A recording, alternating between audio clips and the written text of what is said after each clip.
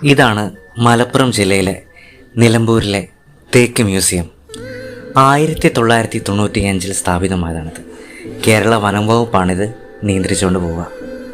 ഇവിടെ പലതരത്തിലുള്ള തേക്ക് മരങ്ങൾ, അതിൻ്റെ വളർച്ച, ചരിത്രം, ഉപയോഗങ്ങൾ, അതിൻ്റെ പല പല മാതൃകകൾ, ഈ തേക്ക് മരങ്ങളുടെ ചരിത്രരേഖകളൊക്കെ ഇവിടെ പ്രദർശിപ്പിച്ചിരിക്കുന്നു. മുതിർന്നവർക്കും കുട്ടികൾക്കും ഒരുപോലെ അനുഭവവേദ്യമാകുന്ന കാഴ്ചകളാണ് ഇവിടെ ഒരുക്കിയിട്ടുള്ളത്. ഇങ്ങനെ ഒരു തേക്ക് മ്യൂസിയം വരുമ്പോഴത്തേക്കും അതിന് പിന്നിൽ ആരെങ്കിലും ഉണ്ടാവില്ലേ?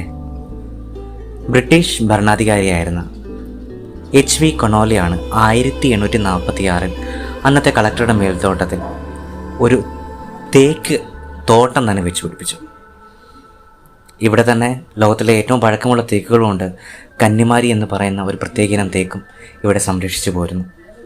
കേരളത്തെക്കാളും അല്ലെങ്കിൽ ഇന്ത്യയുടെ സ്വാതന്ത്ര്യം കിട്ടുന്നതിനെക്കാട്ടും പഴക്കമുള്ള, അത്രത്തോളം പഴക്കമേറിയതാണ് ഈ ഒരു ചരിത്രം. തേക്കും കേരളവും, തേക്കും നിലമ്പൂരും, തേക്കും മലപ്പുറം തമ്മിലുള്ള ബന്ധം. ലോകത്തിലെ ആദ്യ തേക്ക് മ്യൂസിയം എന്ന പ്രശസ്തി നിലമ്പൂർ തേക്ക് മ്യൂസിയത്തിന് സ്വന്തമാണ്.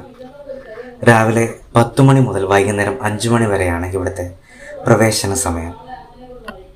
പ്രകൃതിയും വിദ്യാഭ്യാസവും ഒരുമിച്ച് അനുഭവിക്കാനാവുന്ന ഒരിടമാണിത്. തീർച്ചയായും ഈ വേനൽക്കാലത്തെ കുട്ടികളുമൊത്ത് അവർക്ക്